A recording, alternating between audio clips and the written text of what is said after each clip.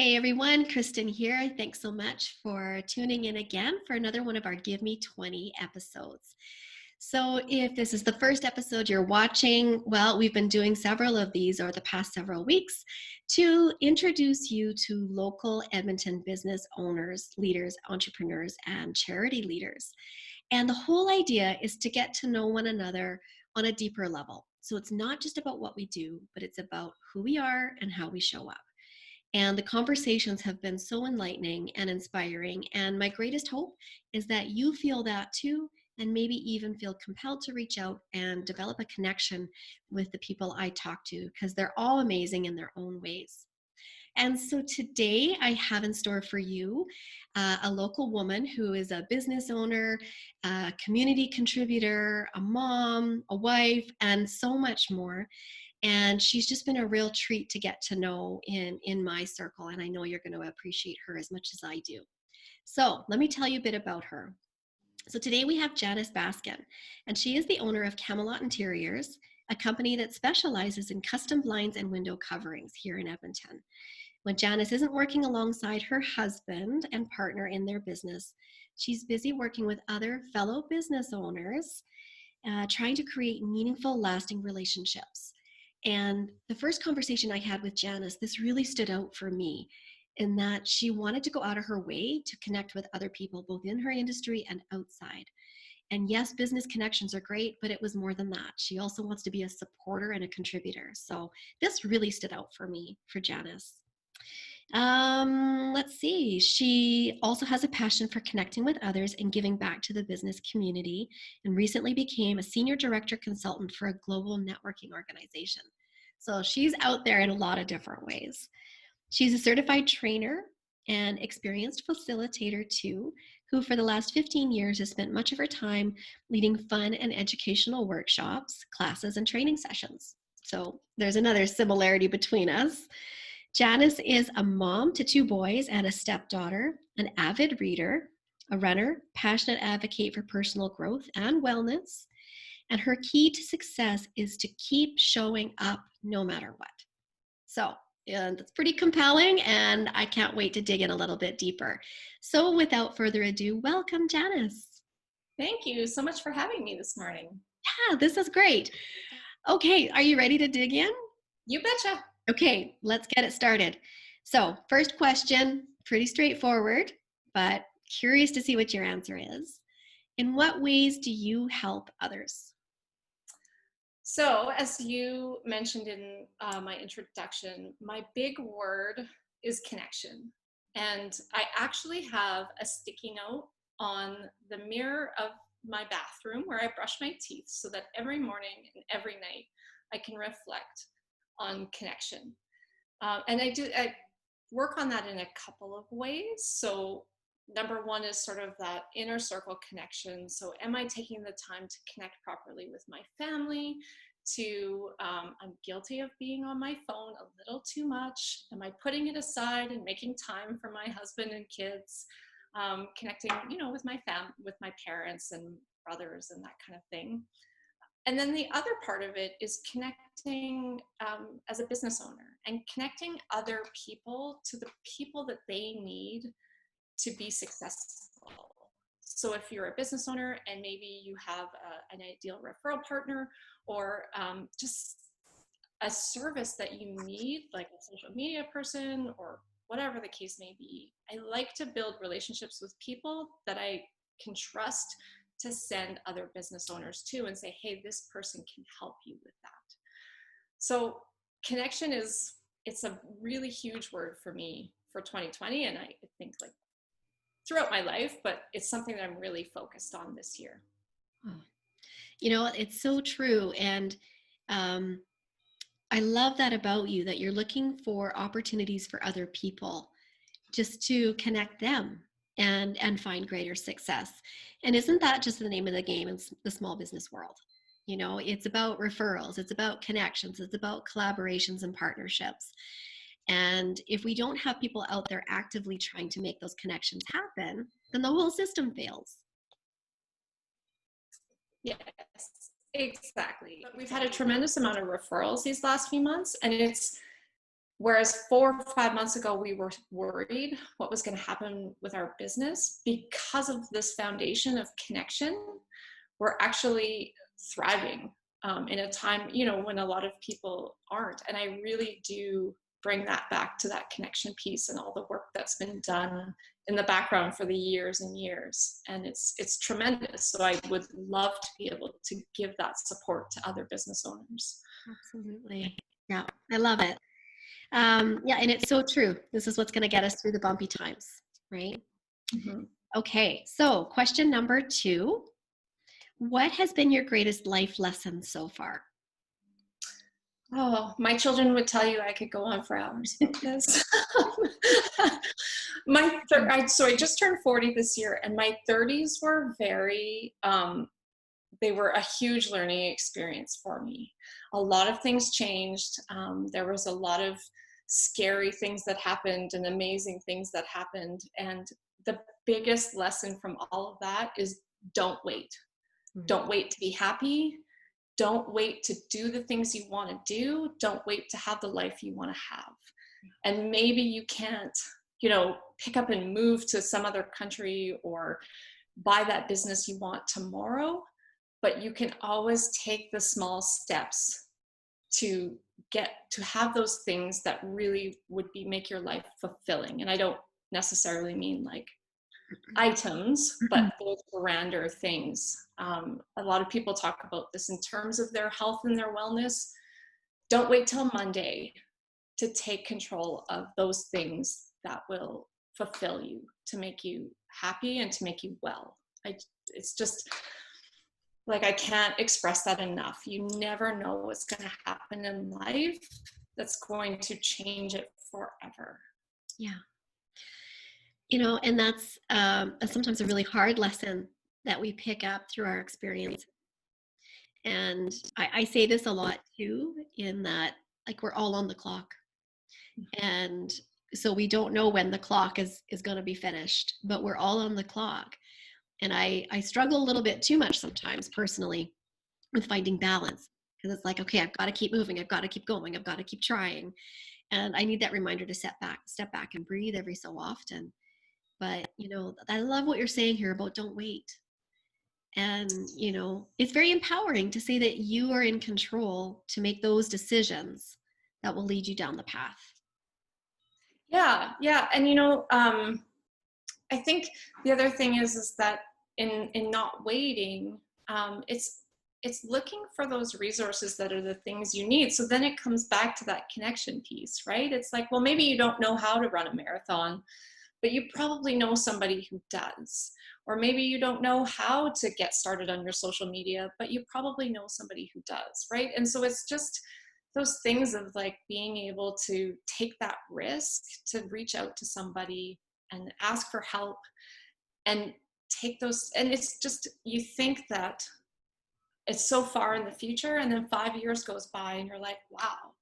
And can you honestly look back at the 5 years and go, I did all these things, like that's incredible, right? And then it's sort of just kind of propels you forward for more of that. Yeah. I don't, it's like, it's a feeling for me that I just love. Oh, that's so good, right? It's like a different version of adrenaline, but it keeps that momentum going, and you feel that, and it just makes you want to keep pursuing what's next, right? Yes. Yeah. So good. Okay, on to question number 3. I talk a lot about hope, and it's a big part of these interview questions for sure. I think it's an extremely important emotion in our human experience. And so I would love to hear what 2 things you're most hopeful for in the future. You know what's interesting is this is probably the hardest question for me to answer. I don't know if that's the majority of the people that feel this way. I think, so I have personal hopes, right? Like, I hope that I am able to stay healthy. I hope that my kids and the people I care about live long, healthy lives. I hope that I'm doing the things as a parent that will make my boys turn them into, respectful, wonderful human beings. There's so many of those things personally that I hope for. But the bigger thing for me that really comes down to um, us as a society, and with everything that's going on, I really hope that people can understand their limited view. The experience that we have is so limited that we don't, it's very difficult for us to extrapolate that to something broader, something bigger than ourselves. And I think that there's so much to be learned when we sit and we have a conversation with somebody who has a different perspective than us, or who thinks about things differently. And it's this idea that I don't think life is a zero-sum game. I don't think that it's about winning and losing. It's about having this bigger perspective and experience that you draw on from other people. And I think that's what will make us better as a greater society, rather than, you know, looking at things so narrowly, is taking things open. And I just hope, like, from the things that I see online and the conversations that I hear happening, I just hope that that's something that people can learn to do in a way that just helps others. Mm-hmm. Yeah. It's so true, right? And I think it goes back to that whole ability around listening, and with an open mind, with an open heart, willing to have your mind changed, willing to say, oh, I see it differently now. And that takes a whole lot of humility, I think. And we're all learning. So it's perfectly normal for us to shift our views and perspectives. But to think that maybe we could improve ourselves by listening to others and appreciating their views, that's growth, I think. Absolutely. And I think too that there's nothing wrong with a agree to disagree, to go, okay, I've heard you and I understand your viewpoint and it's not mine, and that's okay. Yeah. There doesn't need to be this swell of like distrust and anger and hostility around it. It can just be okay. Yeah, absolutely. Yeah. Oh, well, I hope for all of that as well. That's Mm-hmm. definitely something that will serve us all in the future. Okay, on to our last question. And this one's fun. I love hearing what other people use as their favorite quotes or their mantras. And so I'm interested in knowing what your favorite quote is and why. So I have many. A lot of people you've interviewed have said that. The biggest one for me, and I've actually had a hard time finding the source of this. Some people credit it with Ralph Waldo Emerson. I've seen it credited to other people, but the basic quote is that the things you do thunder so loudly above your head, I cannot hear the words you say. And it's that accountability of walk the walk, right? If you are doing the things as a human, as a individual, as a business owner that build integrity and credibility, you will just go so much further than just saying you're going to do something but not actually following through. So that, for me, accountability is a huge thing for me. I don't know where that came from, but every time I see that quote, I'm like, yes, Yeah. yes. Oh, it's the truth, right? And I think, with accountability, I think of there's alignment between what's on the inside and what's on the outside. And there's also authenticity, right? Mm-hmm. So people can trust in that and put their faith in it. I'm like a huge, huge buy-in with accountability as well. And it goes both ways. There's accountability to yourself, and there's also accountability to others. But that quote, oh, it's so powerful. So powerful. I love it. Yeah. And the other one that sort of piggybacks on that is the way you do one thing is the way you do everything, even if it's not true, right? So people will form a very quick judgment of you based on super simple things. So if I didn't show up to appointments on time, they're going to form a very specific judgment about me and the way that my business is run. Right. So to me, it's, as a business owner and actually as a parent, like the things that I tell my kids, accountability it's number one. Yeah. Oh, it's good. So good. Okay. Well, we have fired through all 4 questions pretty quickly here. We're doing great. Oh, So that brings us to the bonus question, which I call the Wheel of Wisdom. And so if you're ready, I'm going to bring it up and we're going to see what word you get today. And I just want you to tell me off the top of your head what comes to mind when you get your word. okay. Are you ready? I'm ready. Okay, let's do this. Can you see the wheel? You betcha. Okay, awesome. So we've got a random assortment of words here, and hopefully there's a lot to work with. As soon as we get your word, it's gonna just jump off the page for you. So I'm gonna give it a quick spin. Totally random here, so we don't know what to expect. And your word today, I guess 2 words, is setback.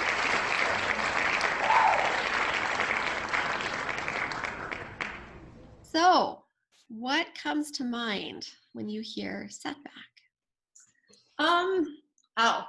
Opportunity. I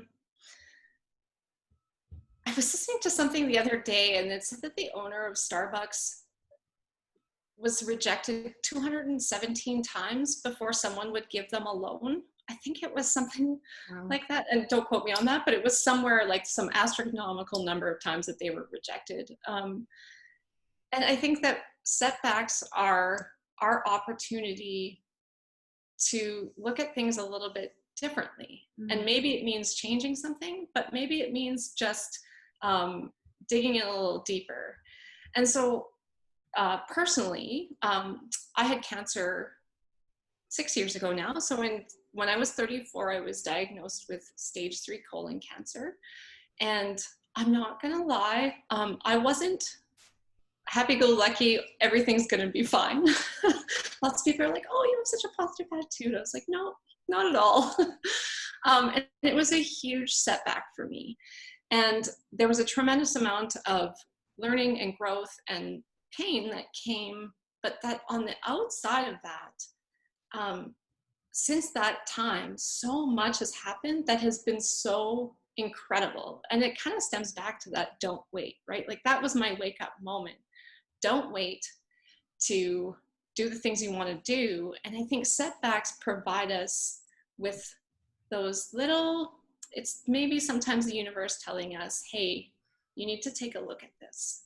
And what are you going to do differently if and when you make it through? And what do you need to help? And who can you connect with, right? So it all kind of comes together for me. And I don't want to play down the fact, that some people experience setbacks that are insurmountable, but it really is about how they are things that will teach you moving forward. So Right. Yeah. Wow. And that is a very constructive, positive way to think about a setback. So often we consider those interruptions to our path forward as obnoxious and frustrating and almost defeating. And so often it is a choice in how you look at things. And if you can find those positive sparks of learning, of joy, of gratitude, suddenly the setback is something totally different. And I can only appreciate through your own experience with the cancer diagnosis what that must have meant for you, having to search for those little flecks of gold. Right. Well, the other thing is that when you experience, significant setbacks or multiple setbacks and you overcome them, it increases your resiliency, right? So in Alberta, in the world, there's this incredible recession going on and things are crazy and people are operating in a system that they have no idea how to operate in because it's never happened before. So imagine the things that we're all learning right now and integrating into our lives and into our business, and how that will, provide us with more going forward, right? Yeah, totally. So, and it's not to say that, because there is this idea of toxic positivity where we don't be realistic about things. It's still about being realistic, but seeing, like you said, those little flecks of gold, those gems that you can take with you forward, hopefully once we all get through it. Absolutely. And through connection, coming through and doing it together and being stronger all the way through. Yeah. Oh, this has been amazing. And I feel like I've got a whole new perspective on this. And going to walk away feeling like, okay, no, you know what? If I think about the hard stuff, how can I reframe this? How can I put some positivity in here that's going to take me forward? So thank you for that. Yeah, thank you. I've really enjoyed this. This is great. Yeah, they're tons of fun to do. And I would suspect that people are going to want to reach out to you and learn a little bit more about you, your journey, your business. We didn't talk a lot about Camelot Interiors, but um, why would people reach out to you, and what services do you provide? Like, let's put that out there. So we do custom window coverings. So that's our company. And when I say we, it's my husband and I. And so if someone's building a home or somebody is doing a renovation, commercial spaces, businesses, that's where we would come in to help them pick the best window coverings that we could for their space. And I'm a Instagram junkie. So if you want to find me and my company, I'm on Instagram. So I have a personal account, which is at Janice Baskin. And then our company account, which is at Camelot Interiors, it's always me. Chris is my trusty sidekick on there, but he's not the one kind of putting in the messages and stuff. So I'm always happy to connect on there as well. Email, phone call, website. Yeah. Awesome. Oh, so good. And yeah, little glitch with Zoom. Like, we love Zoom, right? But we have to accept the glitches as well. And I think, something I want to highlight for people is that, you offer services to commercial companies, home builders, people who are doing their own private renovations. It's the whole gamut. And not everybody in your industry does that. So I love that you're serving just a variety of different clients, also working with a variety of different partners in that scope too. So that's important to point out, I think. And that's the other thing is that, and I alluded to this at the beginning, but a big part of our business is being able to give a value add to our clients by saying, what else do you need? Yeah. So if you're buying a new home, what else do you need? Do you need security? Do you need painting? Do you need flooring, right? Like, we've developed relationships with people that we trust tremendously so that our clients don't have to Google somebody and then maybe have a good experience, but maybe not. So I always say that my Rolodex, nobody knows what that is anymore, but my contact list is open to everybody. So if somebody has a question or someone that they want to meet or have an introduction to, I'm always open to a conversation about that kind of thing as well. Awesome. Thank you. Thank you so much. And this has been so much fun. I appreciate you giving me 20, maybe a little more, but that's okay. It's always worth it. And yeah, I hope you enjoy the rest of this sunny week. And hopefully soon I'll get to see you in person. Yes, that would be lovely. Thank you. Okay. Thanks so much, Janice. And to everyone who took 20 minutes to watch today, thank you for joining us. Please do reach out to Janice, get to know her a little bit more, give her a follow on social. And if you could be a connector, maybe someone who needs some support with window coverings, then I think she's your woman. Anyway, thanks, and we'll see you soon. Bye for now.